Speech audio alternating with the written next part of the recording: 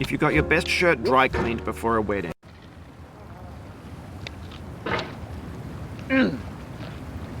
There's no feeling more intense than starting over.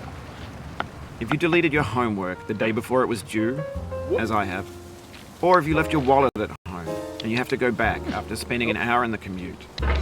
If you won some money at the casino and then put all your winnings on red but it came up black. If you got your best shirt dry cleaned before a wedding and then immediately dropped food on it.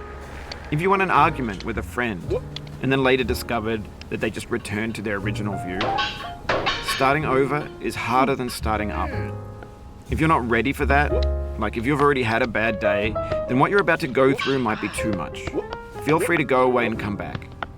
I'll be here. Alright, thanks for coming with me on this trip. And I'll understand if you have to take a break at any point. Just find a safe place to stop and quit the game. And don't worry, I'll save your progress, always, even your mistakes. This game is a homage to a free game that came out in 2002, titled Sexy Hiking. The author of that game was Jazuo, a mysterious Czech designer who was known at the time as the father of B games. And B games are rough assemblages of found objects. Designers slap them together very quickly and freely, and they're often too rough and unfriendly to gain much of a following. They're built more for the joy of building them than as polished products.